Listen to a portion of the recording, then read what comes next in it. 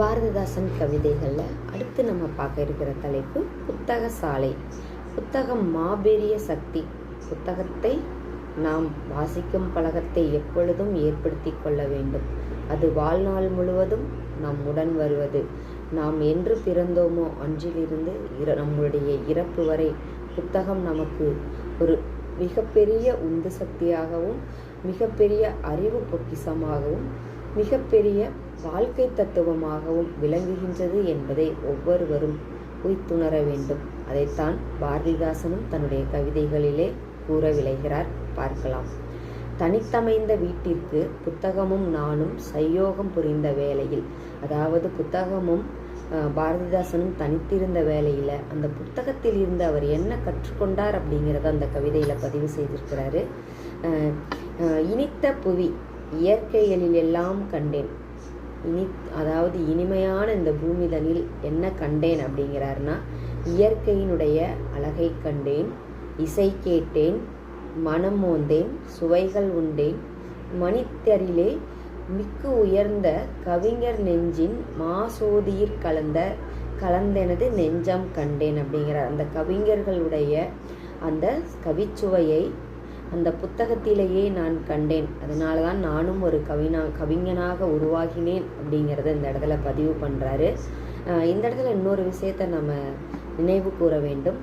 பாரதியார் மீது கொண்ட அளவலாவிய பற்று காரணமாகவே தன்னுடைய பெயரை பாரதிதாசன் என மாற்றிக்கொண்டார். ஆம், பாரதியாருடைய கவிதை வரிகள் இவரை மிகவும் ஈர்க்கவே இவர் மிகப்பெரிய ஒரு புலவராக உருவாகி இருக்கிறார் அப்படிங்கிறது இந்த இடத்துல குறிப்பிடத்தக்கது. அதை அவரே பதிவு செய்திருக்கிறார் அப்படிங்கிறது மிகவும் முக்கியத்துவம் வாய்ந்தது.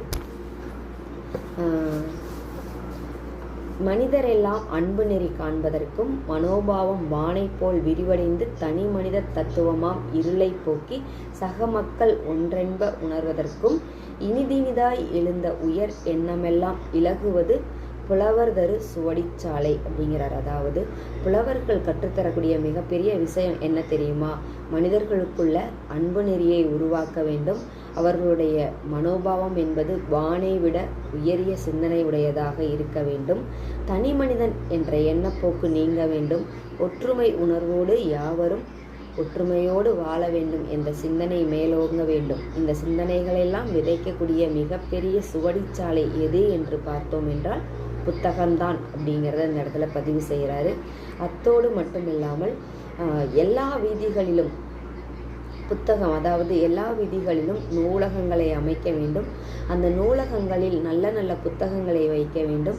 அந்த புத்தகங்களை வாசகர்கள் வாசிப்பதற்கும் அவ்வூரில் உள்ள மக்கள் வாசிப்பதற்கும் ஏதுவாக நூலகங்களை பெருக்கிக் கொண்டே போக வேண்டும் அப்படிங்கிறது இவருடைய மிகப்பெரிய அவாவாக இருந்திருக்கிறது அப்படிங்கிறதான் இந்த இடங்களில் பதிவு செய்கிறாரு.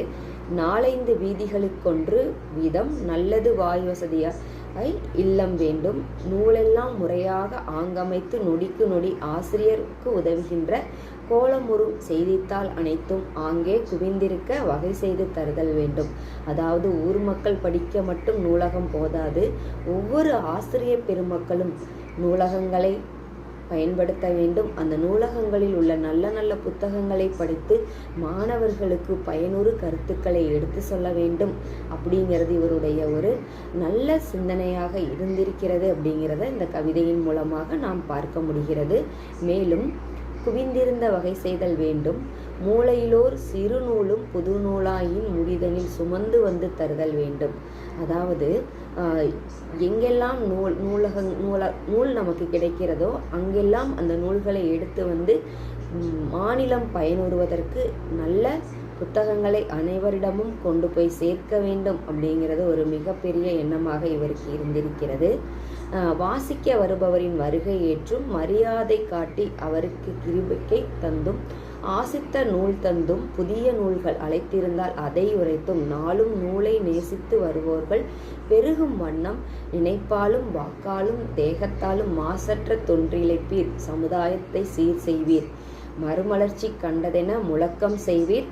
அதற்கு ஒரு புத்தக சாலையை அமைத்திடுவீர் என்பது பாரதிதாசனுடைய எண்ணமாக இருக்கிறது.